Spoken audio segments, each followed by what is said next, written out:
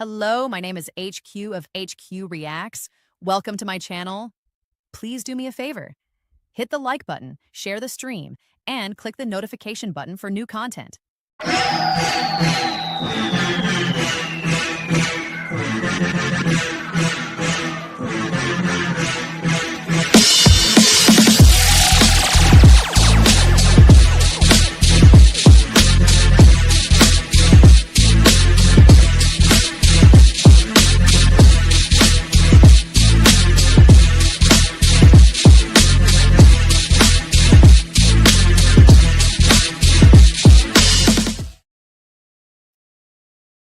Hello, hello, hello, hello.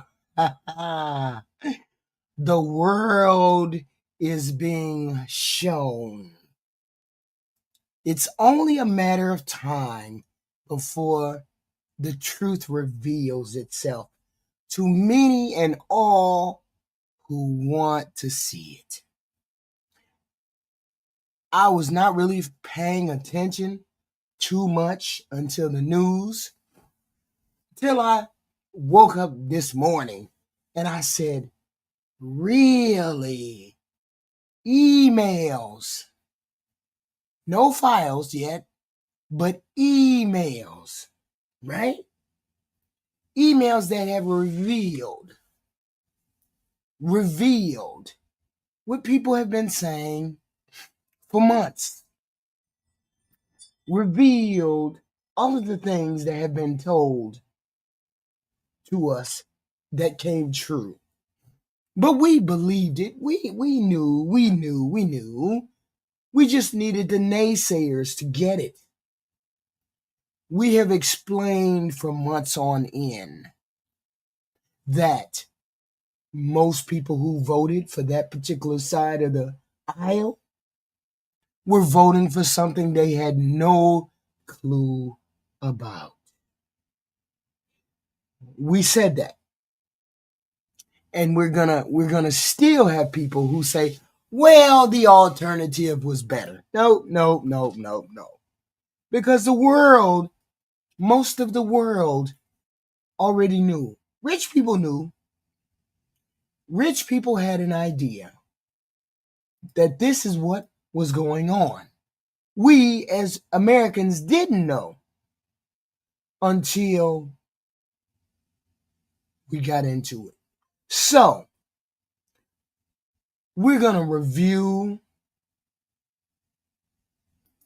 this particular video. The name of the video. What is it called? Review. Wait a minute, hold on. I'm sorry. What is the name of the video? I do not have the name of my video that I'm about to review. Isn't that something? You know, I was just like flabbergasted today. I was flabbergasted. The video, Trump panics as secret Epstein emails prove he's guilty, by Secular Talk. This is Kyle Kulinski and his wife, Secular Talk. And they're going over the emails because they like to be thorough when things like this happen. Him and his wife sit down, Secular Talk, and they explain exactly what's in the emails. Not necessarily specifically what the wording, but they explain exactly what we're listening to. So, without further ado, Crystal, we have a bit of an Epstein bombshell, or should I say 74 different Epstein bombshells that have come out so far. Yeah. Now, before I'm going to let you lay it all out in just a second, but before I get to that, it was interesting how we got all of these emails. So the Democrats, the House Oversight Democrats released, I believe it was 3 different emails, which they had highlighted as like, these are big and newsworthy. They're specifically about Trump. It shows how connected he was to Epstein. So they released those.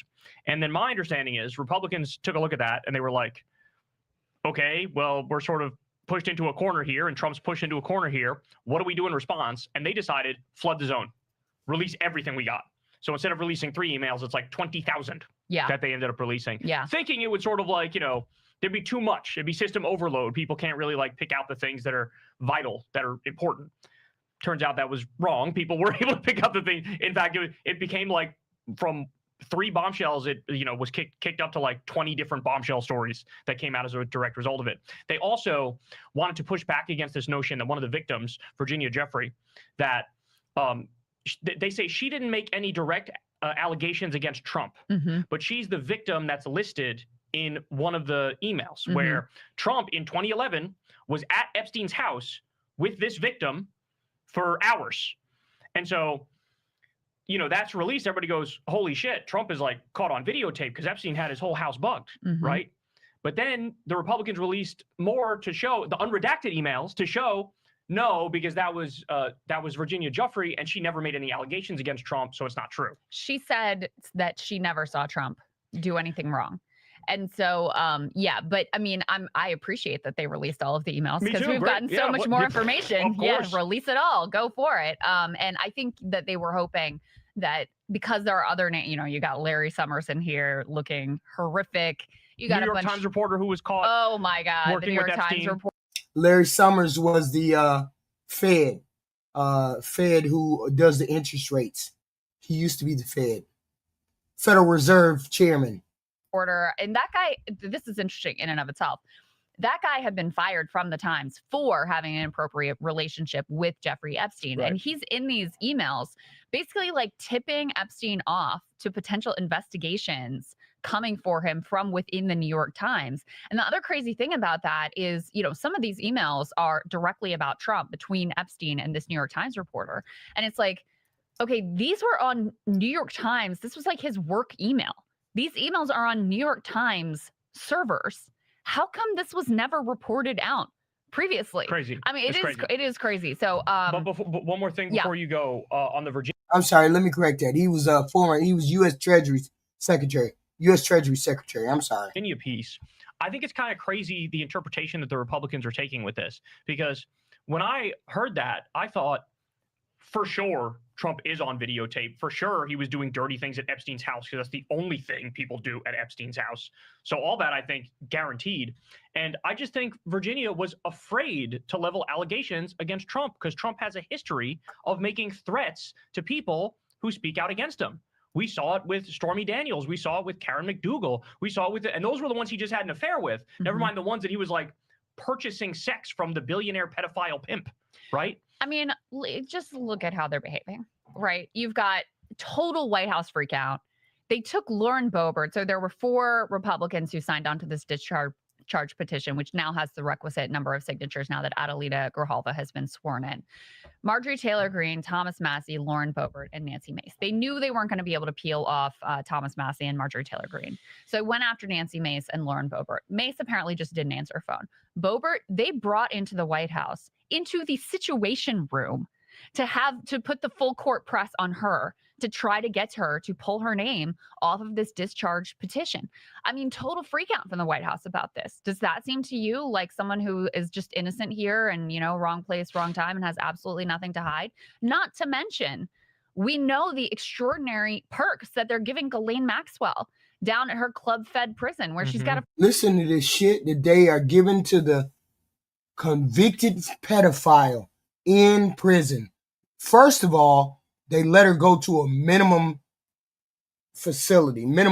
sentence facility, a facility where somebody who has like a year or 2 less goes because they don't want to fuck up because they're going to get out. So they put them in a very short-term prison. She was in a maximum prison. Now she's in a minimum state prison. Listen to the perks they have been giving Ghislaine Maxwell so she won't talk about what Trump did. Freaking puppy to play with, is able to bring in outside. She has a puppy to play with. Visitors with computer electronic communications all the time, can go to the exercise area when, after hours when others aren't allowed to, is getting special meals and filling out her commutation application. What, you think he's doing that just like out of the goodness of his heart? He wants to make sure that Ghislaine Maxwell, the convicted sex trafficker, is not done wrong while she's in prison? No, he doesn't want her to speak because she knows things that he doesn't want out there. I mean, and my thing is this: we have crickets. We have crickets from his friends, the Republican Party, MAGA. No. That ain't what we doing over here, no games. That ain't gonna fly. See, the problem is we've had a president who has gaslit us from the time that he hit the scene. From the time he has hit the scene, political scene, he has gaslit us. And he has a whole slew of goofy people who believe the gaslighting. This is the same thing we heard from Donald Trump. Don't come over here and try to gaslight me. There is no gossip. This is not a gossip channel. This is what everybody's saying. So maybe you need to go to a channel that might believe what you're spewing, but this is the truth that we're getting from most channels. That the president was in on it, knows about it, did it, knows it, the whole nine. That's what I'm saying. Please don't come over here and, what is it called? Cape for no PDF file. No PDF file. Don't come over here and cape for no PDF file. And I really want people to sit with the fact, well, what are we talking about here? Job site is confirmed now without a doubt. Epstein was an Israeli intelligence asset. That's done. It's not speculative anymore. That's just proven fact at this point. So you have the president of the United States who believes that Epstein had whatever information he's terrified of coming out and has to assume that was shared with the Israelis, has to assume that. So we're talking about the president of the United States being directly compromised by this. Right. And it's very difficult to look at the totality of what has been revealed and their behavior and come to any other conclusion about what's going on here. We can't come to any other conclusion. Donald Trump knew about Epstein's behavior and he participated in it. Don't try to dismiss it. No games. What you're trying to do is minimize that the president is a PDF file. That's what you're trying to do. Don't do that. Okay? Don't do that. We as a country need to face this reality. Specifically, MAGA people need to face this reality. We want to hit you over the head with it. This is the reality. Your president is a PDF file. To be clear, what we're about to go through now are Epstein emails. This is not the same thing as the files. Right. The files are different. But this was still, there's a lot. See, these are the emails. This is just correspondence that they have. They have videotapes. Epstein had every room in his house bugged so that he would be able to blackmail people. Listen to what I just said. Epstein had every room bugged. Listen to what I'm saying. They have Trump on tape. These are just the emails between people about Trump. A lot of bombshells in this. So walk everybody through it. I know you got like 58 emails. Yeah, so there's a lot here. All right, so put B2 up on the screen here. This was a fascinating one with regard to Prince Andrew. And there's another side note here. Epstein texting with Steve Bannon, Trump World Insider, one of Trump's closest advisors. They were close. They were literally close. Yeah. Yes, Trump and Epstein were close. You all know who Steve Bannon is, right? Y'all know who Steve Bannon is, right? Oh, shit. Y'all know who Steve Bannon is, right? Hold on. Y'all know exactly who that guy is, right? Oh, I'll get it back up. Listen. Yeah. Lose the midterms and we lose 2028. Some in this room are going to prison, myself included. That's Epstein's friend who's talking to Epstein about Donald Trump. This is why he's saying if Trump loses anything, he's going to prison. If they lose, all of them are going to prison. This is the guy right here. Listen. We lose the midterms and we lose 2028. Some in this room are going to prison, myself included. We understand. They're not going to stop. They're getting more and more and more radical. And we have to counter that. And what do we have to counter it with? We have to counter it with more action. It's too late. It's too late. We can see you all. We can see you. This is in 2019, I believe, like a month before Epstein ends up dead in a prison cell. And here he is, friendly texting with Steve Bannon. Bannon is saying to him, you know, the guy who just said we're going to go to prison is texting with Epstein. So Epstein says Prince Andrew and Trump today, too funny, because Prince Andrew and Trump. Why do you think Prince Andrew is getting stripped of his titles and all of his accolades over in England? Why do you think he's getting stripped? Y'all look that up. Y'all Google that. What's happening to Prince Andrew right now because of this? Google it. Had some meeting that day. Bannon says, and then they say, recall Prince Andrew, accuser, came out of Mar-a-Lago, is what Epstein says. And then Bannon says, can't believe nobody is making you the connective tissue. You also have to assume with Bannon, the reason he's maintaining these friendly relations is to keep Epstein close, to make sure he doesn't spill the tea on Trump. Because reportedly, Bannon had said previously that he thought that Epstein was the only one who could take Trump down going into 2016. So that's the first one. Let's put the next one up on the screen. This is about this, this girlfriend that apparently Epstein and Trump shared. So Epstein says, my 20-year-old girlfriend in 93. Look at the coping that we see in the freaking chat. Listen. Look at the coping that we see in the freaking chat. Stop the crap. Listen to the crap. Listen to the coping. I told you that some of y'all zombies. I told you. That after 2 years, I gave to Donald. And this is an email with that Landon Thomas Jr. This is the New York Times reporter that he was emailing here with, who's kind of saying like, hey, you know, you got anything? Like, can't you put something out for the good of the nation to try to stop Trump? And then he floats that this is one of the things that he could put out.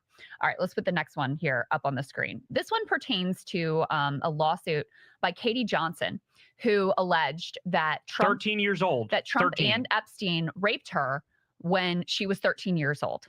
And Jeffrey Epstein's response to that is, well, I guess if there's anybody who can wave this away, it's Donald. Let me know if there's anything I can do. Whoa. Whoa. See? Now we chasing that. Now we on that rabbit's ass, Jerome. We on that rabbit's ass. Can't deny it. But the maggots are going to try. Next one. This is Epstein's opinion of Trump, and this was offered in 2018. Of course it matters, Mitron. You're a zombie if you think this doesn't matter.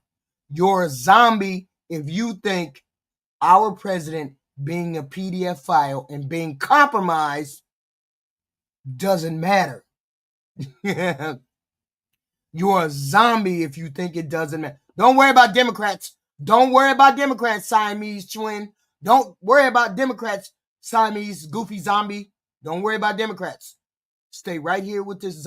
Stay right here with this PDF file. So again, this is from the New York Times reporter. He says, Trump is scaring the shit out of me now. He could well tank the global economy. Can Tom Barack, who was a close friend of Trump, and a billionaire, talk sense to him anymore? Maybe it's time for you to jump in now, given how he is throwing caution to win in such epic fashion. Why wouldn't he take your call? Give it a shot. And Jeffrey Epstein says, he feels alone and is nuts. I told everyone from day one, evil beyond belief. Mad, and most thought I was speaking metaphorically. It's obvious he could crack. Stormy Daniels, ? Lies after lies after lies. So the pedophile billionaire who runs the human sex trafficking outlet is saying Trump is, quote, evil beyond belief. Just put that in perspective for everybody. Yeah, that's right. That's right. When the billionaire pedophile sex trafficker believes you're the evil one. Like, yeah. He's also said in the past, Trump is a man with no scruples. It's a direct quote. Trump is a man with no scruples. Yeah. From a pedophile, billionaire, human sex trafficker. And there are a bunch of emails like this where, especially with this Landon Thomas Jr. New York Times reporter guy, where he's basically like, look, can't you, like, it's time to intervene here. Like, can't you put something out? And then Epstein will give him some little nugget or some little indication, or like this, where he talks about, how evil he thinks Trump is. So and there's a number of other emails too, where he talks about how evil he thinks Trump is. So there's a drip of information from Jeffrey Epstein about Trump. Mm-hmm. And then Epstein winds up dead while Trump is president. Mm-hmm. Mm-hmm. Those are the facts. I didn't even say anything extra. Those are the facts. With his closest advisor, Steve Bannon, texting him apparently up till days before he's in prison. And by the way, some of you might be thinking, well, that's what I always say this about Steve Bannon. I'm like, weird. He says these things that sound more economically populist, where he could criticize Trump and go directly at Trump. He never goes directly at Trump. He never calls out Trump directly. I wonder if that's because Steve Bannon knows what Trump is capable of, because he was friends with Jeffrey Epstein and texting with Jeffrey Epstein. And one day Jeffrey Epstein wound up dead after posting information that was made Trump look negative. I wonder if Sloppy Steve is scared. Right? These are serious questions now. I mean, look at what's going on with Ghislaine. Like I was saying, like, we were getting the birthday book. This is the guy they're talking about.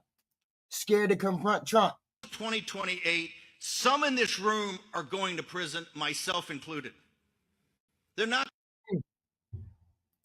That's who they're talking about. They're talking about him. That guy right there. That guy was leaked to the Wall Street Journal, probably from Ghislaine. She would be one of the people who would have access to it. She compiled it. And then once she gets her move to Club Fed, which sex criminals are not supposed to. They did. What happened was the Democrats, the young lady, remember the young lady who got sworn in? What's her name? Gavaldi or something like that? She got sworn in to Congress yesterday. She said, I'm going to sign off on releasing the Epstein files. That's why Mike Johnson didn't want her sworn in, because nobody moved from the petition to release the files. Everybody was rock solid, including those 4 Republicans. All this past week, they have been pulling Boebert into the war room, into the White House, trying to convince her to take her name off the petition. She said, hell no, I'm not taking my name off the petition. 4 Republicans signed on to release the Epstein files. It was 217 that they had. The new lady who just signed in yesterday, who got sworn in yesterday, signed the petition yesterday. They released the files. Democrats released the emails. Everybody released the emails. Nobody has released the files, which have tape, which have audio, which have video, which have all the information that you need on it to believe the truth. They have just released only the emails back and forth between co-conspirator people, between Epstein and the dude I just showed you, the dude that just said we're all going to prison. Emails between a reporter who knew that Epstein worked as a Mossad, with the Mossad in Israel. All of this ties together. They're just interpreting the emails. The emails right now are being interpreted by these people right here. Supposed to be. Do you really want to waste 3 years chasing rabbits? I'm sorry, you MAGAs begged the president to release the Epstein files. Don't be mad. Don't be mad that they got released now. Don't be mad. Okay? If that man wants to, we just getting started with these files, y'all. These are the emails, y'all. The written word. These are the written word. They have videotape and they have audio of Trump and Epstein. They have video and audio. They have not released that. These are the files. These are the emails, y'all. Not the files, the emails. In this type of they had prison to waive facility. a rule to get her there, yeah. Yeah, so she's not even supposed to be there. And then one of the prison guards said that her treatment is so over-the-top concierge special that he's, quote, tired of being her bitch. So they are, giving her this incredible special treatment, all because he is afraid of whatever she could say, like clearly. And you have to think that whatever it would be extraordinary, because this man has gotten away. It's not a matter of wanting it to be true, Texas Granny. It is true. It's not a matter of wanting it to be true. It is true. Wow. With so You see the coping mechanism that we're dealing with here. Still deniability in the face of truth. This is wild. So much that we know about him. I mean, and think of how he normally operates. Like most of the time, a lot of times he'll just admit he doesn't even he doesn't show any sort of shame or remorse. So you have to believe this is something so dire that he thinks it's like worse than him. So what, Jerome? So what? I'm sorry. Jeff Henson, these are the emails. Didn't you hear me say emails? Did you hear me say files? I said emails, right? I'm shooting someone on Fifth Avenue because he famously said that wouldn't cause him to lose any support. For him to behave in this, I mean, he's just behaving in the most guilty manner you could possibly imagine. Good. Let's go to the next one. Next one, B6. This is them talking about how Trump walked into a glass door looking at young women. So he says, this is again, this Landon Thomas Jr. Now everyone coming to me thinking I have juicy info on you and Trump because of that famous quote where Trump said that Epstein likes girls on the younger side. And Epstein replies, read the Uz feed. I'm sure that's supposed to be BuzzFeed. Read my airplane logs and Hawaiian tropic contest. Have them ask my houseman about Donald almost walking through the door, leaving his nose print on the glass as young women were swimming in the pool. And he was so focused, he walked straight to the door. So that one, let's pull up this next one, which is notably from 2017. Okay, Trump supposedly cut off all contact with Jeffrey Epstein, and I believe it was 2003. No, that's what he says. Is what he claimed. Right. That's nowhere near true. And so now you have this 2017 email from one of the victims who says to Jeffrey Epstein, I'm at the door, but I will wait for my time. I don't want to come early to find Trump in your house. And then 2 smiley face emojis. Now, I will say that could be a reference to a different Trump, like somebody else in the family. Or it could be a joke. Or it could be a joke because he was literally president at that time, right? Oh, wait. Yeah, he was president at that time. 2017, he was president. So I read that, what the fuck is, what is this, right? Mm-hmm. Or is that could be a reference to like a joke, and the reference would be, remember when that used to happen? I came to your house early and Trump was there, and I don't want that to happen again. You know what I'm saying? It could be like a reference to something. A callback that happened. Yeah, remember when I came early and he did that shit to me? Like, remember? That's what it seems like to me. Yeah. That does make sense. All right, let's put the next one up on the screen. So see now, Jeff Henson, you're lying. Now you're lying. The House voted for the bill for the files to be released. It was defeated in the Senate by the Republicans in the Senate. Both houses had to agree. Both houses didn't agree. The House Republicans wanted the files to be released. It passed in the House. It didn't pass in the Senate. And the Republicans defeated that bill. Stop lying, Jeff Henson. The Senate Republicans are the ones protecting Trump.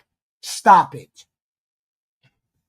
Here you have Michael Wolff saying, there's 2 separate ones here. We'll start with the Democrats wanted the mandate to bill to be released. It was defeated in the House by 51 to 49. 51 to 49 to not release the files. That means 51 people voted not to release the files. No, I did look it up. That's what we found out. 51 to 49. Top one, because these are different time periods. So in 2019, this is Jeffrey Epstein emailing Michael Wolff, and he says that this victim was at Mar-a-Lago, and Trump said he asked me to resign, never a member ever. Of course, he knew about the girls. Of course, Trump knew about the girls, he's saying, as he asked Ghislaine to stop. And then the one below that is from Michael Wolff, where they're strategizing about this. CNN was supposedly going to ask some Epstein question in the 2015 debates. They never did that, by the way. But in any case, Michael Wolff says to him as they're See people, goofy people come in and start lying. Goofy people like Jeff Henson comes in and stop lying. I have the roll call for the vote. Jeff Henson. According to the available roll call records for the amendment in the United States Senate to require the release of the Jeffrey Epstein files, all Democrats who voted supported the amendment for the files to be released. The motion to table the amendment lost by 51 to 49.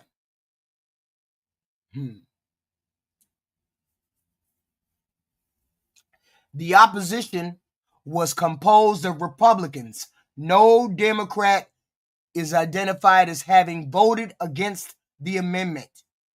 Stop lying, Jeff Henson. All Democrats voted yes to put the amendment on the floor. The Republicans voted no for it not to go on the floor. Goofy. they're trying to think about, like, well, what would be the ideal answer from Trump, which again indicates that they have some ability to communicate that to him. He says, I think you should let him hang himself. Interesting choice of words. If he says he hasn't been on the plane or to the House, that gives you a valuable PR and political currency. You can hang him in a way that potentially generates a positive benefit for you, or if it really looks like he could win, you could save him generating a debt. Of course, it is possible that when asked, he'll say Jeffrey's a great guy and has gotten a raw deal and is a victim of political correctness, which is to be outlawed in a Trump regime. So let me just point out, the one on top is 2019. The one at the bottom is 2015. And I want to say that the one on the one on the bottom said from Michael Wolff, there was reporting that Trump had offered Jeffrey Epstein a spot in his administration in his first term. So that would coincide with exactly what Michael Wolff is saying there, that you have all this dirt, you can use it to extract stuff from him. And so again, there's reporting that Epstein said to his driver that Trump had offered him a spot in his administration. We don't know the specifics. We don't know if it was some ambassadorship or some shit like that, right? But there was some offer, and that would be Trump. The only reason he would do that is because he knows. And you know why the vote failed? The vote failed. It was, what was it? Wait a minute. Let me read it so the audience knows. Senators were voting on an amendment that would force the government to release all the Epstein files. A yes vote means release. A no vote says don't force the release. What happened in the vote? All Democrats said yes, release the Epstein files. Almost all Republicans voted no. Most Republicans said no, don't release the files. That is why it failed in the Senate. The amendment needed 60 votes, but it only got 49. Jesus, goofy. Come over here telling lies. This guy knows where all the bodies are buried. This guy knows all my dirty secrets. Yeah, that's exactly right. All right, let's put the next one up on the screen. So this was a CNBC write-up. One of the things that they revealed here is Trump, again, him saying of Trump, Christ. I know how dirty Donald is. But there was another piece in here that, if I can access this, where it says, in a text message chain with an unidentified person in December 2018, that person wrote to Epstein, it will all blow over. They're really just trying to take down Trump and doing whatever they can to do that. Epstein replied, yes, thanks. It's wild because I am the one able to take him down. Now that's crazy. He's saying I can take him down. It's like, I'm the one who actually can do it. Yeah. And again, he wound up dead while Trump was president. And Bannon, Trump advisor, texting Epstein up until the time he's literally in federal prison, had previously reportedly said that he thought Epstein was the person who could take out Trump more than anyone else. Bannon, who just made the video, I just played that for you. If he loses, we all go to prison because they're all in on it. They all know Trump is a PDF file. They all know it, including the Republicans who have seen the files. Woo! We knew it. We knew it. We knew it. I knew he was a shitty president. I've been saying that from day one. You're a shitty human being. No, not a shitty president. You're a shitty human being. And Trump is a shitty human being. This is an interesting one. B10, you can put this up on the screen with regard to Hillary Clinton and Vince Foster. He says Hillary doing naughties with Vince. Long been a lot of theories about Vince Foster's death. So the allegation here that Hillary was in a... And what year was this one? 20... Woo! Look at Hillary Clinton is in the files. Oh, shit. Hillary Clinton is in the email. Hillary doing naughty with Vince. Oh, shut up now. This is 2016. Okay, so this was when they were running, when she was running. Okay. Next one up on the screen. This is to do with Peter Thiel. That was fun. See you in 3 weeks. Okay, so this is Jeffrey Epstein sending an email to Peter Thiel saying that was fun. See you in 3 weeks. Peter Thiel is the backer and the supposed ex-lover of who is it? JD Vance, or supposed allegedly. Let's make sure we say allegedly. Friend to JD Vance. Let's keep going. When Peter Thiel was on Joe Rogan's podcast, he told Joe Rogan, "Oh, I only met with Epstein a couple times, and it was for tax advice." Is that what you say after you have? As you can see, the emails from Jeffrey Epstein to Peter Thiel. Peter Thiel is the billionaire dude that has been funding JD Vance, who has been what is it called? Mentoring JD Vance. Let's say gay Peter Thiel. Allegedly. But I don't know how allegedly it is. I think he may be out of the closet. But JD Vance. This is his mentor. His out of the closet, maybe mentor. I don't know. Allegedly. I haven't really looked into Peter Thiel. This is Peter Thiel. This is Jeffrey Epstein sending an email to Peter Thiel. You see how many of these rich, important people that are in these files? Don't y'all come over here caping for these rich, creepo, pedo folks. You just sit back and listen to the damn evidence.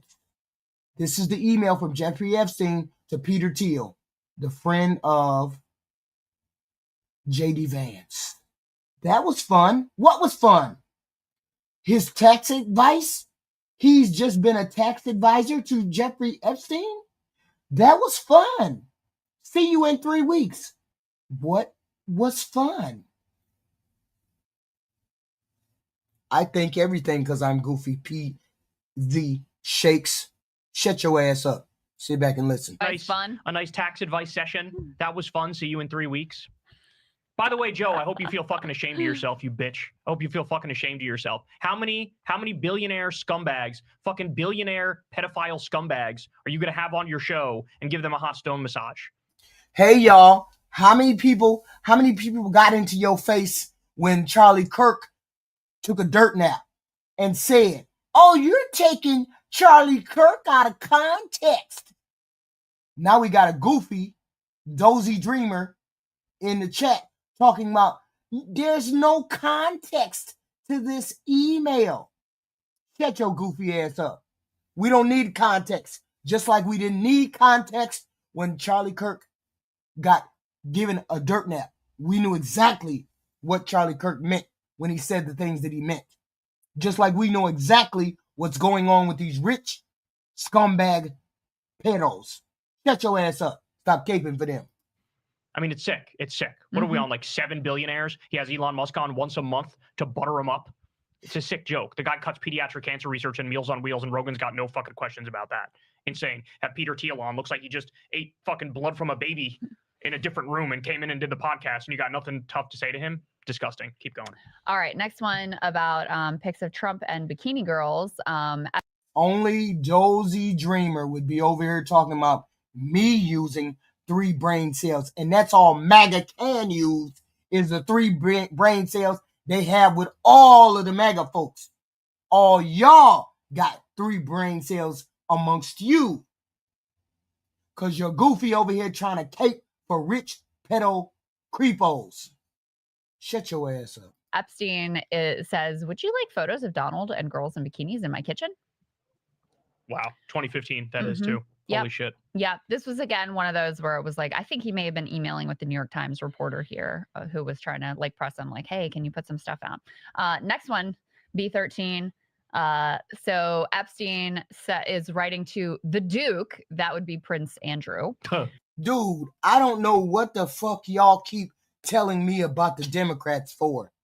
The Democrats 100% wanted the files to be released. Republican, most of those people blocked the release by voting no. Because of the no votes, the amendment failed, and the files were not required to be released. Why did you goofies in the chat keep asking me to check the Democrat record? I checked the record. Money in me. You okay? These stories are complete and utter fantasy. I don't know and have never met Al Gore. Clinton was never on the island. Whoa. The telephone book is not mine. It was stolen by my houseman that is currently in prison for doing so. So, bro, he's saying all this stuff about Trump, and then he's like, yeah, Clinton, he was never on the island. That's so crazy because everybody thought, myself included, like, oh, Clinton was actually really close with him. There's pictures and shit. Like, that's so crazy. It almost reminds me of, remember the guy who ended up going to prison for lying about Hunter Biden and Burisma? Trump just pardoned him, by the way. Carter Page? I don't remember his name, but there's a guy who Trump pardoned but it turned out like say E-Man, Evim 4876. You got folks in here trying to cape for the rich pedos. They got plenty of them trying to cape for him. The email, see, I could understand if I got one email and then I'd be like, oh, I don't understand the context of that.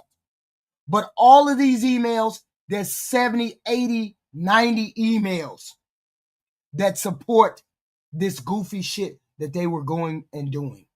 Okay? You stop taping it. That's why you goofies need to face it. Not goofies as in everybody, goofies as in MAGAs who keep trying to defend this bullshit. All the shit he said was false. It was just totally made up. All this like corruption vis-a-vis Hunter Biden.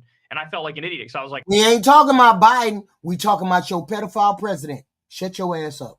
I had been spreading that. I thought that was real.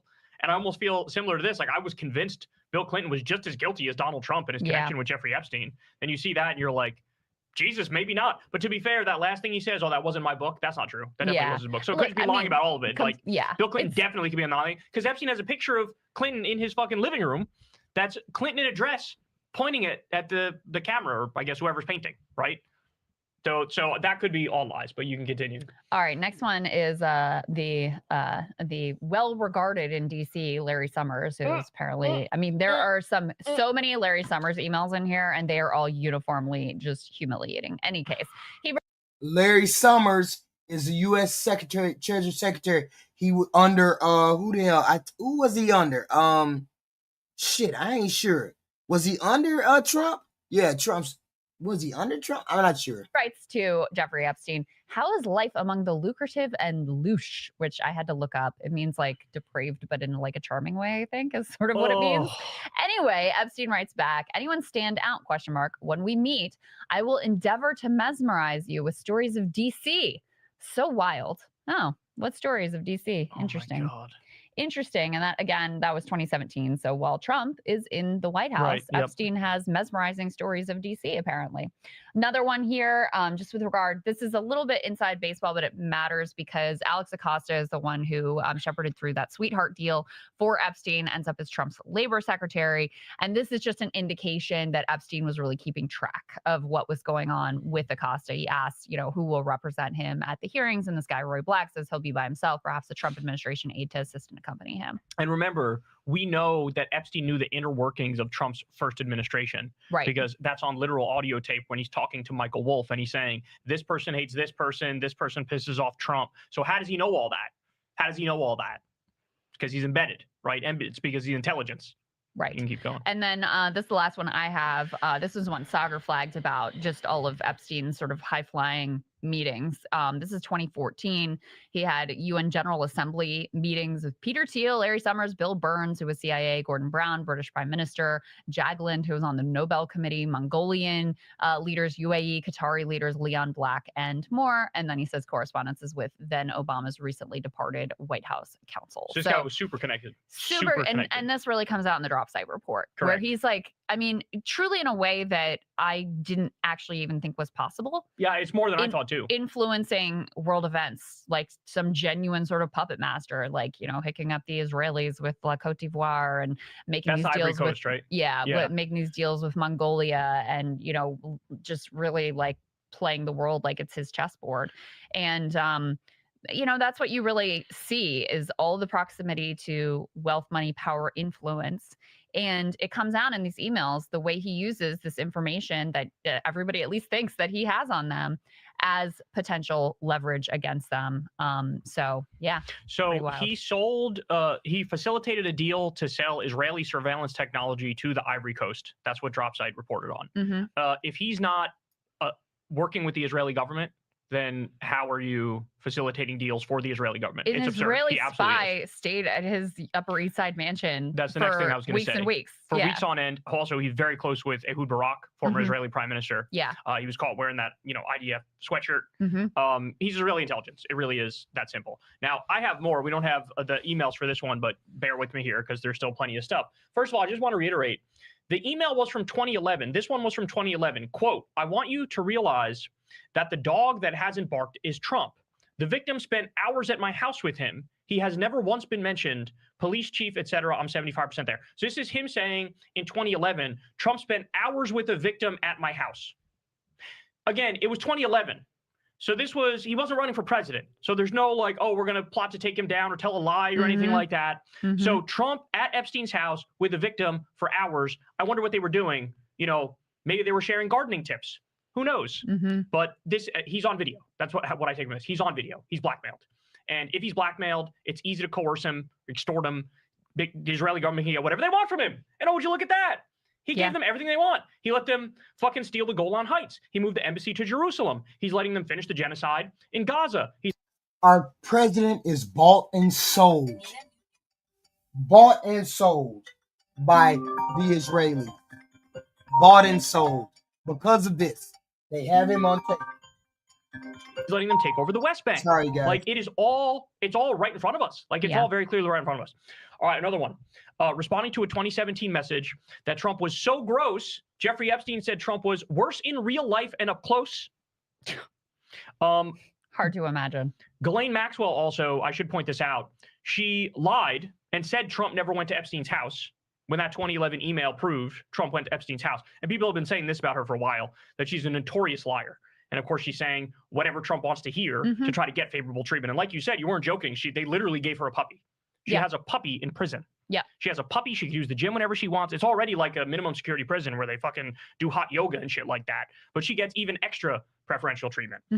There was also a meme that Epstein and his brother shared, and it was Trump's face smiling and sort of like with like a shit-eating grin kind of way. And it says, would you trust this man with your daughter?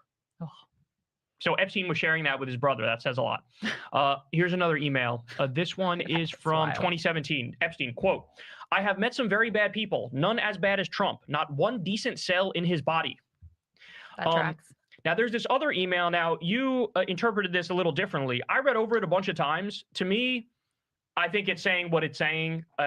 But if anything, you could say, arguably, it's a different Trump that they're referring to. Because, again, this was while Trump was in the White House or while it was his first term. But according to one email chain here from late November of 2017, there's an indication that Trump spent his first Thanksgiving after getting elected with Epstein. It's just hard for me to believe. I agree with that. You know, just because I don't know that the president can move without there being some correct. That's what I thought too. Record of it. But when you read the correspondence, and remember, they don't think anybody's ever going to read this from the outside. This is just them. It's like a casual back and forth, and somebody says, "Oh, who's there with you?" And he responds, "David Fitzel, Hansen, and Trump." That's what it says. And Is it the infamous island? I don't know. All right, more. Epstein to Michael Wolff in a convo about Trump, quote, I am meticulous about documentation and backup. So remember when Kash Patel and all these fucking liars came out and said, tapes, videos, bro? I don't even know what you're talking about. There's none of that stuff, bro. Here you have Jeffrey Epstein in his own words in 2018 saying, I am meticulous about documentation and backup. That's a direct quote. Epstein wrote to his lawyers, quote, have on one of your cronies to ask to see the mortgage to Mar-a-Lago, cash from Electricians Union. His driver, Matt, was the bag man, later made an executive at the public company, and the $30 million loan from the casino to Donald Trump, backdated. So this is clearly Epstein knew a lot about the inner financial workings of Mar-a-Lago. And, people have pointed out, this sounds like it was some sort of bank fraud, some sort of mortgage fraud that went into Mar-a-Lago. And, you read that over a couple times, and every time you read it, it gets a little weirder and weirder. Like, how the fuck does he know this stuff? And what is he highlighting here? He's highlighting some sort of financial crime that Trump engaged in, which, by the way, is not surprising at all, because if you look at the Letitia James civil case against him in New York, he was found guilty for all insurance fraud, bank fraud, all sorts of stuff like that. All right, more. Larry Summers asked Jeffrey Epstein if Trump uses cocaine. This is one of my favorite emails. Yeah. So Larry Summers, that's all the email says. Like, does Trump use cocaine?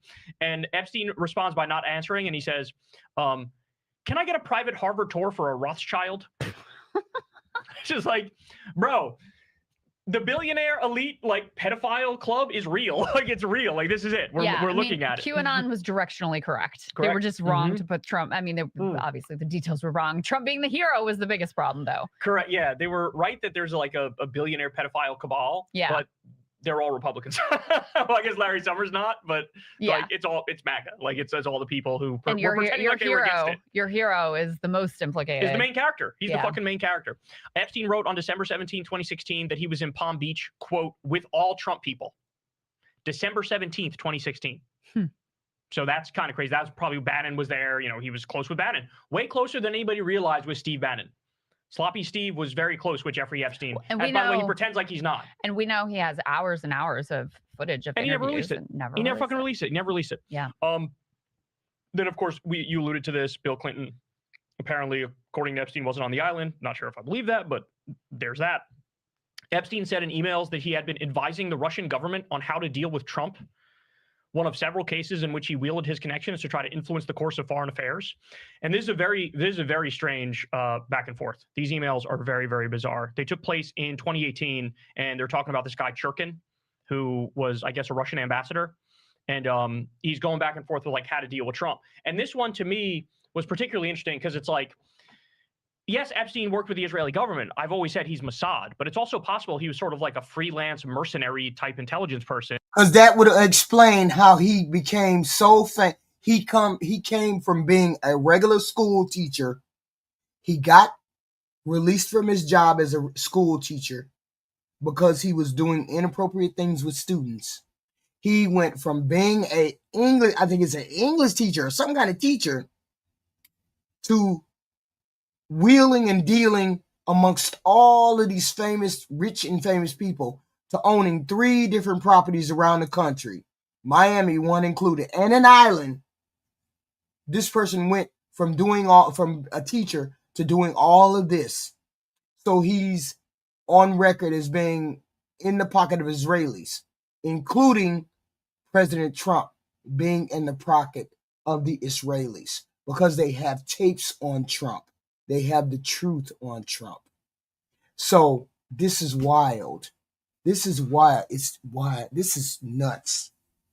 The president is, according to he's a part of the pedophile ring. It's a big ring. You got Peter Thiel, President Trump, Epstein. Who else? And he was working with whoever would pay him, and the Russian government was also paying him. That's what these emails seem to indicate to me.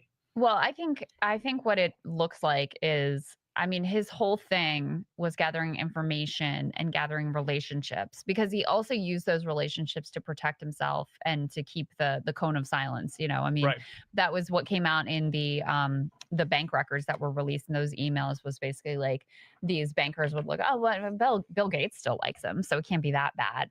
And so, yeah, I think he was whoever he found to be convenient he would provide them with information counsel. He would do deals with them. And so between the money and the information, that's how he was able to protect himself for so long. Here's what Epstein said in 2016 to the billionaire Tom Barrack, who's a close friend of Trump. Quote, "Send photos of you and child. Make me smile." And in March, by the way, Trump nominated this guy to serve as the U.S. ambassador to Turkey. Isn't that insane? Isn't that insane? Again, billionaire pedophile cabal. It's actually real. That Barrett guy comes up in a bunch of the emails. That's right. I remember him speaking at one of the RNCs. I don't know if it was 2016 or 2020, but he spoke at one of the RNC events in favor of Trump. So, but Jesus Christ. There's another one, and this one is older, a little older. In 2013, January of 2013, you have Epstein going back and forth with Jean-Luc Brunel. And Jean-Luc Brunel, for those of you who don't know, confirmed pedophile and confirmed human sex trafficker. In fact, you know, he's one of the ones, it was him, and then there's John Casablancas. There's like a bunch of them confirmed pedophiles and also had these, you know, teenage modeling agency. It was just a front for human sex trafficking. Didn't he also end up dead in prison? Yes. He also wound up dead in prison. Funny how that works. But in this, I'll read it for you guys, but just understand what you're about to hear here. This is how sex traffickers communicate. Like what you're about to hear. That's what this says. Ready? Save for 2012, but can I start to look for baby clothes? If the wish turns into reality, or would you stick with RL baby around the corner? Forgot that you are planning everything. I will send you a picture of the Burmese girl. Very pretty. She is the star singer in Myanmar. I will bring her to the U.S. Obama visits Myanmar, and Chan Chan comes to America. I think I have something new and fresh news to promote. It sounds like they're speaking in code. Oh, right? Absolutely. And then, by the way, Murtaza Hussein, same thing. Shows these emails that looks like they're speaking in code. And this is relative to the Israeli military intelligence officer who lived at Jeffrey Epstein's home in Manhattan. He has some... You all make sure you're hitting the like button and the subscribe button and the share button. We do this content every day. We listen to bombshells in the news, and then we go over the bombshells in the news. Apparently, all of this was released yesterday. I'm down with the flu, so therefore I'm not keeping up with all the news. Some of it I am. But today we're going over the emails of Epstein and his cohorts, his $1 million, $1 billion cohorts. A lot of the names are familiar. Casablanca, y'all remember Casablanca modeling agency? They're talking about that guy. Back and forth between Ehud Barak and one of them, and it sounds like they're speaking in code there as well, which would make sense. Again, that's intelligence. So human sex trafficking, intelligence, like literally all tied together. This stuff is so crazy. And then Trump was asked about this when I think they did like the signing ceremony for the bill to reopen the government. He was asked about this. Nothing. You know, usually he's there to fucking spin a story and he'll fucking fight. Nothing. And that goes to show you, like you said, they were literally in the situation room. They called an emergency meeting. Yeah. Like they know. And then, you know, you look out there and you see, you got Nick Fuentes out there being like, MAGA's dead now. MAGA's dead. I see a whole bunch of them coping and seething on the timeline. Very few were even bothering to try to put up a whimper of a fight. Think about like Libs of TikTok, who was there with her binder and acted like she was some, you know. Very quiet now all of a sudden. Weird. We got 20,000 Epstein emails and you got nothing to say about it. Funny how that works. Because your guy is fucking implicated. Is all over these things. Totally. All over them. And one more tweet for you. I want to read this from Dino Badala because this one landed with me. One of the biggest takeaways from the Epstein file released today was that Jeffrey Epstein in 2018 and early 2019 was telling people that he had dirt on Trump, which could destroy Trump. That's a fact. We know that.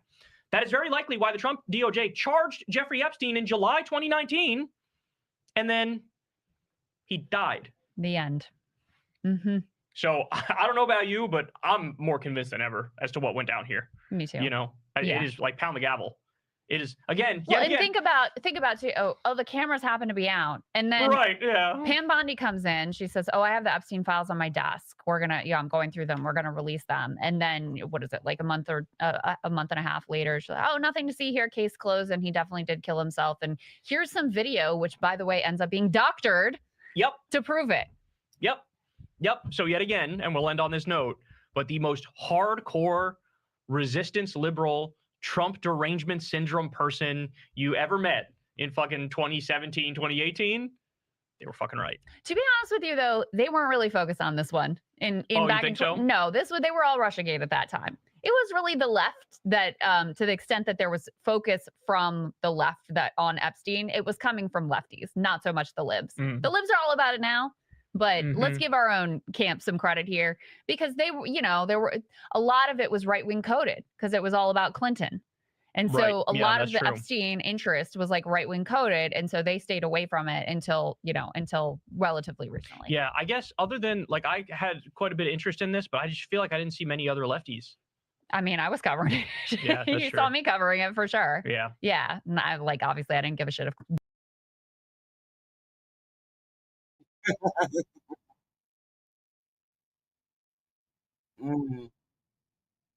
Mm.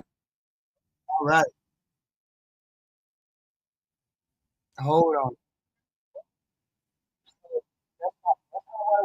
That's not what I want to see. Oh shit. We're gonna talk to Nick later. Nick later. Hold on. Here we go. Let's listen to Vosh. Do you think that Megyn Kelly was being a professional child when she made this argument to defend Donald Trump? As for Epstein, I've said this before, but just as a reminder, I do know somebody very, very close to this case who is in a position to know virtually everything. Not everything, but virtually everything. And this person has told me from the start, years and years ago, that Jeffrey Epstein, in this person's view, was not a pedophile. This is this person's view, who was there for a lot of this, but that he was into the barely legal type. Like he liked 15-year-old girls. Barely legal, like 15, And I realize this is disgusting. I'm definitely not trying to make an excuse for this. I'm just giving you facts. I'm not making an excuse. He just liked barely legal girls, 15. That he wasn't into like 8-year-olds, but he liked the very young teen types that could pass for even younger than they were, but would look legal to a passerby. 15-year-old girls.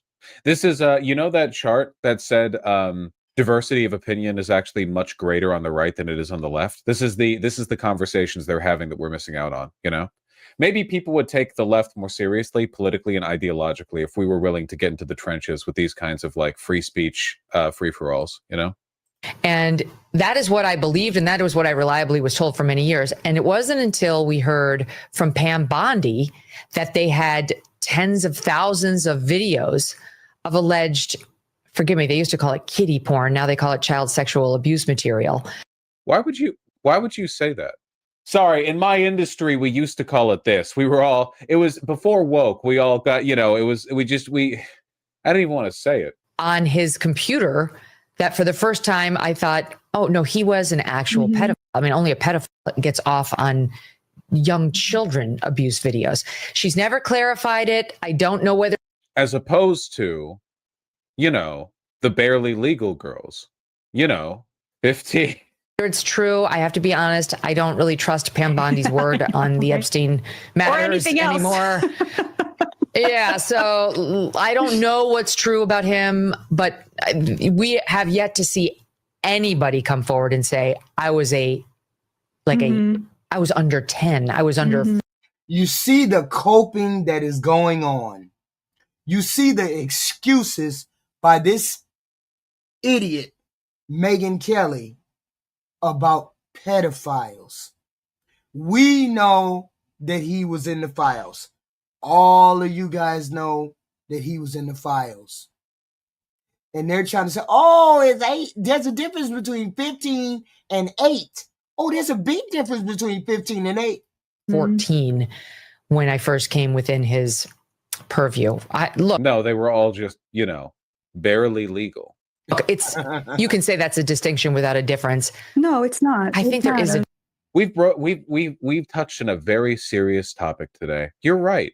People are simplifying this. Are you familiar with the term ephebophilia? Difference. Yeah. There's a difference between a 15-year-old and a 5-year-old. It's just. Now, I'm not defending him. However, I'm really insistent on this point because it implicates our president. Goofy ass Megyn Kelly. Because so far, nobody has files of Donald Trump with a 5-year-old. As long as he's not caught with a 5-year-old. As long as they ain't 5 years old. But there's a difference. There's a difference. need the GOP to make this their official line. That's true. Do you think we could get like Carolyn Levitt to play this during a press briefing? So she said she was 15, getting really confused and flustered as you're trying to explain to the fleet of FBI agents who have just landed on Little St. James. Jesus Christ. Holy moly, this is the bad place she's on TV. She's literally one of the like premier conservative broadcasters. Yeah. It's Megyn Kelly. She's a celebrity. She's huge. I don't know, man. Conversations like this. Young people don't remember when Megyn was on Fox News. Wasn't she literally abused herself? Am I thinking of a different Fox News host? Yes? Okay, yeah. Okay. I mean, not that it ever matters, but trans people are groomers. Trans people better thank their lucky stars that the Nobody said anything about Virginia Giffrey. Nobody said anything about Virginia, did they, Tom? Nobody mentioned Virginia at all. So why are you mentioning Virginia? political actors most committed to framing them as groomers are all pedophiles, you know? It definitely frees them up a little bit rhetorically. Roger Ailes, yeah. Okay, I remember now. Yeah. Literally all projection. Yeah, I think to a large extent. She's not in all of the emails, Tom. It doesn't even matter whether she's in the emails. These emails are between the men who were grooming the women. Most of these emails are between the men who were grooming the women. Has nothing to do with Virginia. She just happens to be one that was in the files. And I really do think a lot of conservatives don't understand why you would ever want to like bond with, and by bond I mean any like a teacher to a student or whatever, unless it was sexual. You know, yeah, every accusation is a confession. They don't comprehend it. It's all just like barely disguised power dynamics to them. I can't believe she said this. Genuinely. This conversation reminded me of this this clip. Oh my God, I had a flashback as soon as I saw this shit, dude. The response video. Yeah, where she traced Danganronpa sprites to draw her No, stop. you know, it's really difficult to say, for example, destroy American democracy if you're not offering people a convincing alternative. Remember that Hitler had to offer people a convincing alternative. A lot of effort was expended on his part and the part of the Nazi party to try to convince Germans that what he was offering was better than the... Sure, Pandora's. We're deranged. We're in an alternate universe, and all of these emails are just derangement syndrome. You're just wild. You're the one that's in the derangement syndrome, but it's like zombie land. He ran on in 2024. But the Epstein files, the Epstein case are especially dreadful for him. What are we talking about here? Well, let's take a look at Trump's approval rating on the issue. Look, they're all in red. They're all in the negative territory. But on immigration, you know, he's 5 points underwater. Foreign policy, 8 points. Trade and tariffs, he's 17 points. The economy, 18 points. But look at the Epstein case. He is 39 points below water on the Epstein case. His net approval is 39 points in the negative. My goodness. He actually has significant negative approval with Republicans on the Epstein case. Nobody likes it. It's gracious. What Donald Trump has been selling on the Epstein files, the Epstein case, the American people, simply put, have not been buying at all, Sarah. And keep in mind, this polling data would have been taken from before the most recent drop. There's no way they would have accurate polling data from right now, you know? Like, it's only going to go down from here. Seidner. All right. So is there any sign that things have gotten better since there have been some things that have been released? Yeah, okay. Although released by Democrats. There have been some things that have been released. Donald Trump has been trying to make some sort of case saying that, you know, the folks don't necessarily care about it. But take a look here. Approve of the Trump admin on the Epstein case in early July, right, when you had those DOJ droppings, right? It was 17%.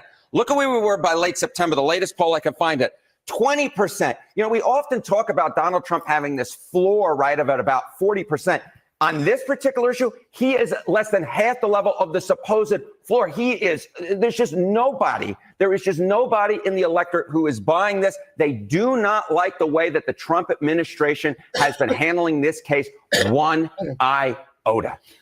You have to let this be a lesson too, especially for Democrats, on the nature of how politics works these days. People want main characters, people want energy, people want hype, people want aura, people want momentum. It doesn't matter what the actual political outcomes are for a person like Trump. You could damage the country as much as you want. His base will not care. They'll bear any amount of suffering or indignity if they feel like they're winning. People vote on their feelings, The problem is that on this particular issue, on the Epstein case, there's no way to take Trump's position and come across like the main character who's aura farming, there's nothing epic and hype about being a pedophile trying to cover yourself up.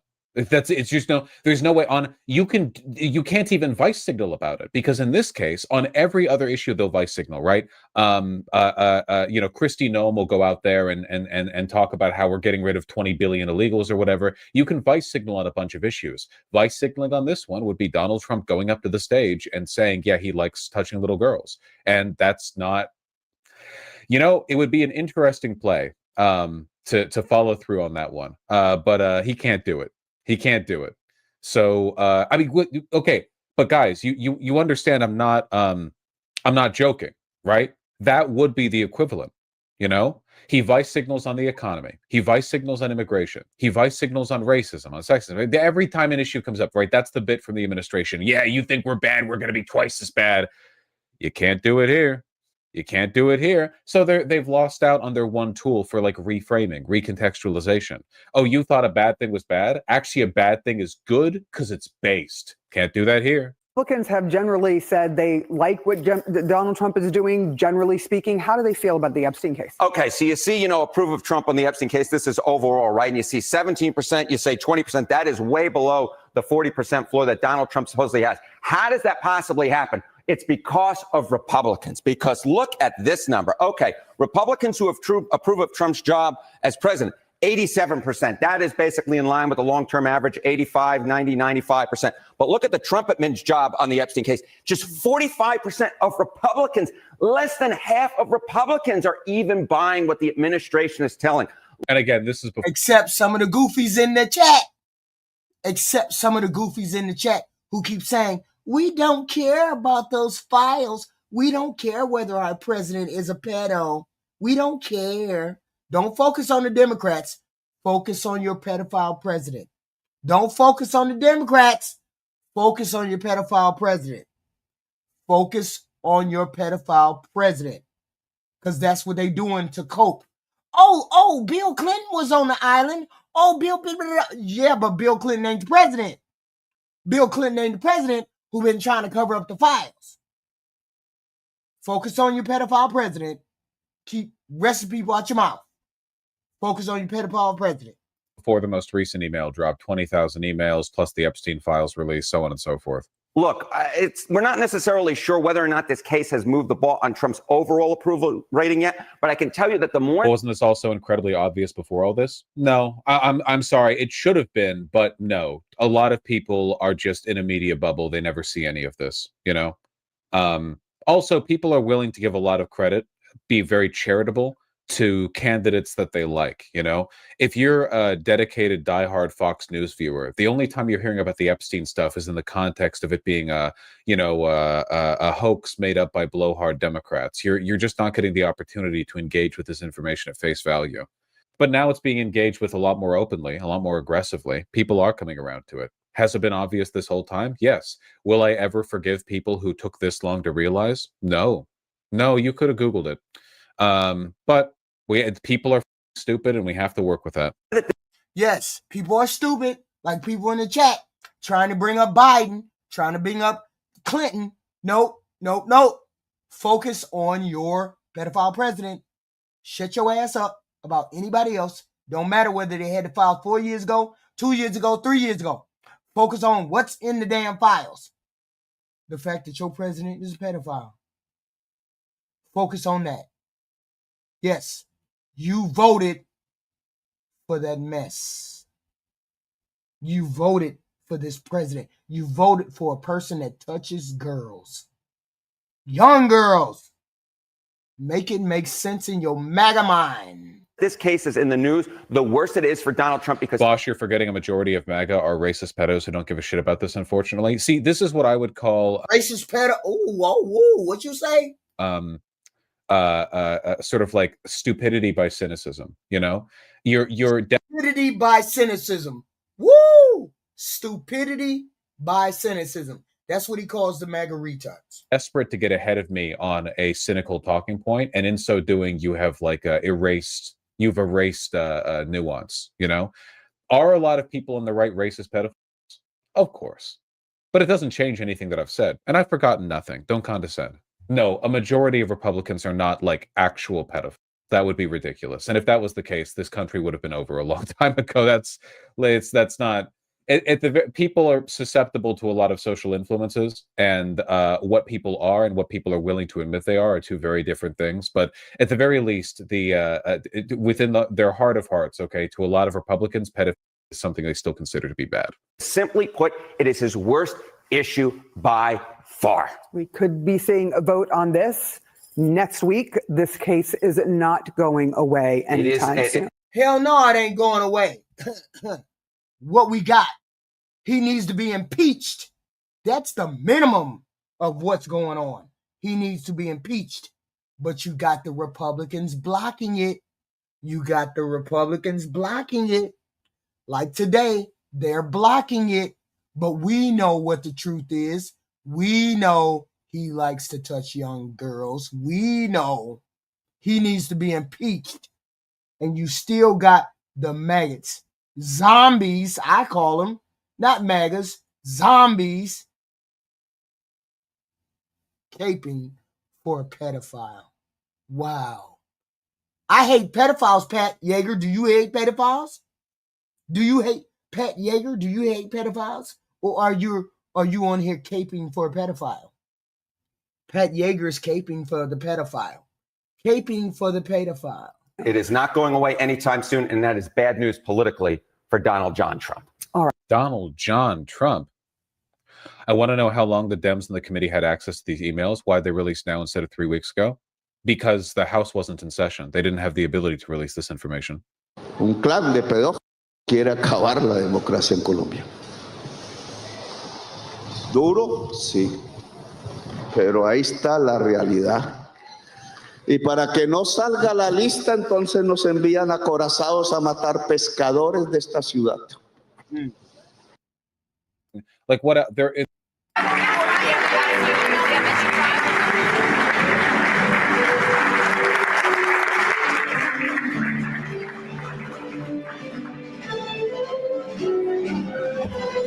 There's really no reason to talk to the administration about anything other than Epstein at this point. You know, elephant in the room says address me. There's nothing like what they're not interested in nor capable of governing.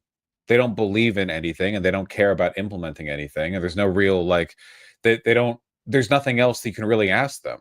What else do they care about? Just you get to ask all of them about Epstein all the time until Trump inevitably crashes out and admits he did it. You know. I've said this before, but I do really think it chuffs at Trump by quite a bit that he can't vice signal on this, you know? Like, if Trump was with his freak, you know, New York billionaire real estate buddies or, you know, with his buddies at Mar-a-Lago or whatever, of course he'll brag about kids. Why wouldn't he? They're all awful, awful people. Why wouldn't they do that, you know? And it probably bothers Trump a lot that he can't own up to it, you know, here. Like, he's been so awful about everything else sex-related, right? Grab him by the pussy, locker room talk. Jean Carroll, you know, keeps trying to, like, essentially, like, undo the legal result of his sexual assault case with Miss Carroll. There's no... his daughter, there's a million times in his life he's been able to blow this off, and this time he can't because it's just too bad, you know? It probably frustrates him that he has to, like, hide in shame over something that a lot of his contemporaries did along with him, you know, because you know he wants to throw his arms up in the air and go, well, what the everyone was doing it, but that wouldn't be a very convincing answer. I wonder how many people in his close circle are advising him on this. Like, it wouldn't surprise me if Donald Trump has some people around him who are like, sir, you can't talk about it, and he's like, it wasn't that bad, they'll understand, and then they're like, no, you really, like, genuinely, you have to shut the up about this. He had an emergency meeting with his AG. Yeah, but Pam Bondi is a tepid bowl of soup. You know, Pam Bondi is a massive pussy and incompetent. She can't be his confidant. He must have some confident people. Who's the woman who was the chief of staff? She's a competent lady, very evil, very stern, like Thatcherite type. What's her name? Susie Wiles. Thank you. If I wonder if she might be one of those people. She seems like she'd be the type. You know, she's so good no one notices her. Yeah, that's what makes her dangerous. One of the few competent. I said, hey, she's the chief of staff. That's what makes her dangerous. That's who Trump is probably talking to. Yeah. People in the administration. Crazy, I had to Google her. I thought Miller was chief of staff. Well, he's deputy chief of staff, but I think she was chief of staff for the previous administration, or Miller has been competent. Yeah, but Miller's not the kind of guy who would be a confidant to Trump. Not that they don't have that relationship. They don't have that relationship.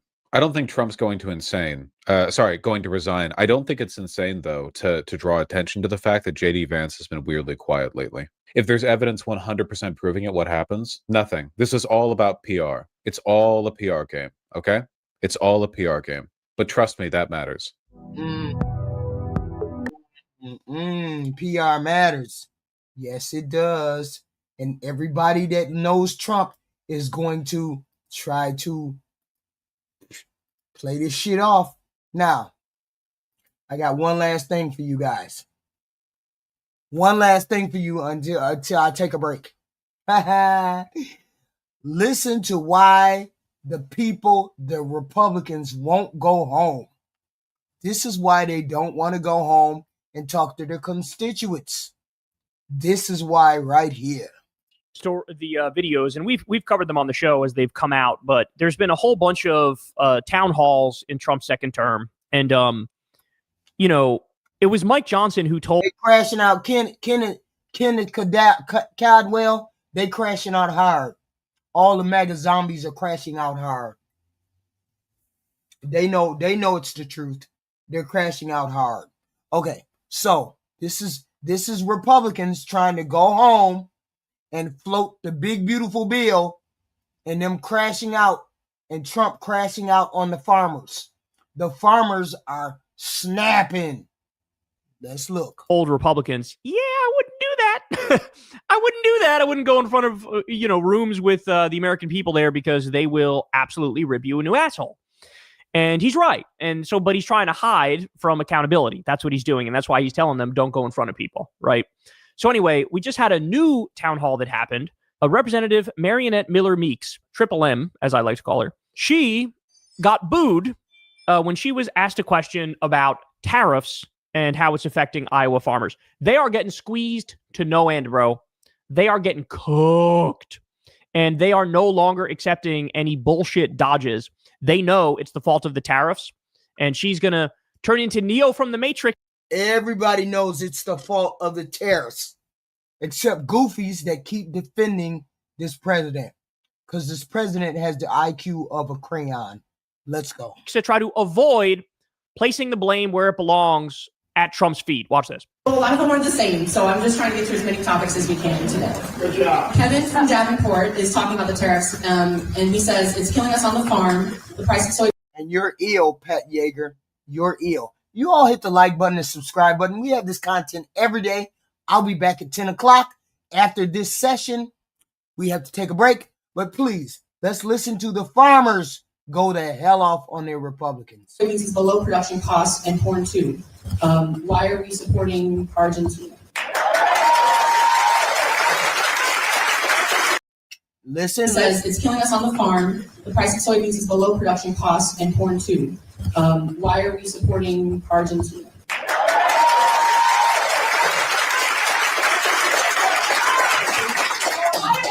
First and foremost, farmers are suffering from high. Listen to her explanation, y'all. Listen to what she said. Listen to how she lies to the American people. Listen to how the Republicans lie to the American people. Listen to the question again. In Argentina.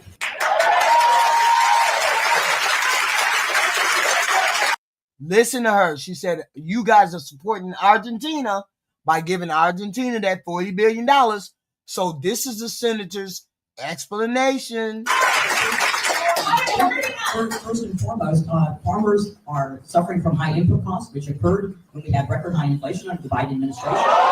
Bro, come on. Come on. She doesn't even believe that. By the way, I just saw the inflation numbers right before I came on air. It's through the roof. And Trump owns this inflation. I mean, coffee is up massively. Beef is up. Have you guys seen the price of beef in the store right now? It is sky high. A lot of things are up anywhere from 5% to 10%. Yeah. So to blame Biden at this late date for the inflation that's happening now, that's insane. It's obviously a direct result of the tariffs. And the audience, the super conservative audience knows that it's because of the tariffs. Knows it. Everybody knows it. Only a goofy that's been under a rock doesn't know it. Where's the beef? This is the heart of red America. The super conservative audience is not buying it at all. First and foremost, farmers are suffering from high input costs, which occurred when we had record high inflation under the Biden administration.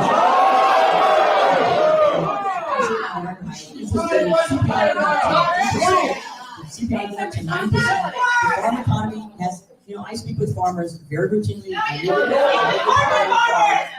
Oh, they hate her. Oh, they hate her. They hate her. Girl, you're in danger. The more you lie, the more you're in danger. I meet them on their farm, and farmers have told me about the egregious trade practices. They talked about the high input costs. In 2023, farmers were telling me that they were stressed that high input costs were a problem, whether it's fertilizer, whether it's pesticide, fungicide, seed, and especially when we have precision ag and trying to limit the amount of those things, they were functioning under high input costs. So we know that the farm economy has been stressed. It's why we work very hard with the incoming administration to increase the RVOs so that she memorized this whole speech, and she had to find a way to say anything and everything except Donald Trump's tariffs are ruining your lives. You have a whole bunch of farmers are going bankrupt now, and she has to try to be politically correct to protect the feelings of the madman who's running the country. More markets for grain products and grain commodities. Not only working the RVO increase this year under Lee Zeldin has been over 2 decades since there has been any increase in the RVO. It is why we also work very hard on. I think that guy screamed, "It's the tariffs." Did he say that? I think he said that. Over 2 decades since there has been any increase in the RVO. It's why we need relief from the tariffs, is what he said. It is why we also work very hard on trade agreements, which are continuing ongoing, both within our state and as well as the federal government, which we have not seen in the past 4 years. It is also why we're working at what we can do with biofuels and have better trade practices with the Chinese Communist Party. So I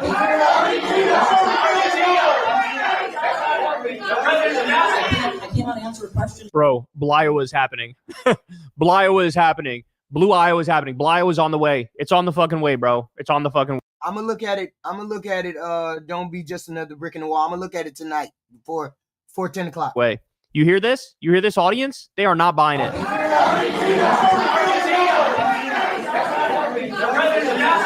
cannot answer a question. The point is, it's not a matter of her. It's not a matter of just the tariffs being the problem. It's everything that's the problem. Nobody's saying the tariffs is the only problem. It's a whole bunch of other things that are the problem too. High tariffs on the Brazilian beef, that's a part of it. There's a lot of things that are a part of it, but ain't nobody buying what they're trying to sell. That's why it was a blue wave on Tuesday. Nobody is trying to buy what this administration is trying to sell. Question if you're screaming. Do not try to pull the stern teacher routine. Grandma sellout. We don't need to fucking hear it. Oh, how dare you being uncivil. You know what's fucking uncivil? Putting all these farmers out of business for your shitty fucking policies that aren't working. That's uncivil. Ruining lives for your shitty fucking policies. That's uncivil. Not raising your voice a little bit at a fucking meeting where the whole point is to hear from the people. So thank you for reminding me about Argentina. There was a loan guarantee given to Argentina. They were not getting money. They were not bailed out. Oh my, are you kidding me? How do these people sleep at night? And I mean that. I don't know how any Republican politician in the country sleeps at night. They shouldn't. They should never get a fucking wink of rest. Anytime they actually fall asleep, it should be the worst nightmares anybody's ever seen ever. I mean, this is like, what the fuck? So China then purchased soybean from Argentina. Wait, what'd that person say? They were not getting money. They were not bailed out. So China then purchased soybean from Argentina. And as we know, that the recent trade negotiation with China was that China was going to also purchase soybeans from the United States. She knows she fucked up. She's nervous as hell. She's desperate to try to, like, you know, bullshit in front of everybody's face. It's not working. Soybeans are the best example of how stupid this regime is. I mean, it is insane what happened. We had a whole bunch of farmers in this country had soybeans contracts with China. Trump decided to wage a trade war on all of our allies and, of course, China as well. So China goes, okay, we're canceling all of our soybean contracts with you. Which, by the way, like, I don't even think he thought that would happen. I don't think he's not. You know how they say, oh, they're playing chess, we're playing checkers? We're not even playing checkers. We're rolling our feces up into little balls of poop and playing with it. That's what Trump is doing. He's not even playing checkers. I would love it if he just played checkers. He's not even close to that. So they cut off all the contracts with our soybean farmers. Where do they go to get soybean contracts? Argentina. Argentina or Brazil. I think it was Argentina. Or maybe both. But anyway, so they go there, and then Malay goes to Trump and goes, oh, our economy's fucked. Let me get 20 billion is what they started with. And Trump said, sure, I love that. Then he said, okay, let me get 40 billion. Okay, that's fine too. So you got double fucked in this country. So you lost your contracts because of Trump. So you're going to go out of business. Then also, he's going to steal your tax money and give that to Argentina, who just ended up getting your contract. You got double robbed. It's somehow worse than anybody even thought was possible. Like, worst case scenario, you'd think, oh, you know, you just lost your contract. No, you lost your contract, and then you also had to pay the people who just stole the contract from you. Well, what? Bro, it is criminal what they're doing. I've told you a million times, but I say it because it's true. I don't know if Trump is a Manchurian candidate trying to destroy this country, but he may as well be. Because if it's just extreme incompetence leading him to make these decisions, the end result is the same. It's like he's a Manchurian candidate trying to destroy the country. All right, now let me play this little clip for you. This was on 60 Minutes talking to the farmers. Nearly 80% of voters in what are called farming-dependent counties voted for President Trump in the last election. I feel like a lot of American farmers, cattle people, it's a lot of people probably feel let down currently. Now, maybe there's a method to the madness. You know, that's still to be seen. Many are now taking their frustrations directly to Republican lawmakers at town halls across the country. I'm about ready to lose my farm. I am pissed, and I'm pissed at you. Now, by the way, let me ask you, what happens when all these farmers go under? What happens? And this is where it gets a little conspiratorial, and this is where it gets absolutely gross, okay? Trump is best friends with all of the billionaires in the country, right? There is a billionaire robber baron cabal that Trump is part of. J.D. Vance is literally a creation of that cabal. He's a Peter Thiel creation. What do you think is going to happen when those farms go under? Who's going to buy up those farms? Who's going to buy that land? It's the billionaires. So is this all on purpose? That's a serious question. Is this on purpose? You put the farmers out of business. You steal their land, you buy their land from them, and then it's yours. They want all of us to be their slaves, their peasant slaves.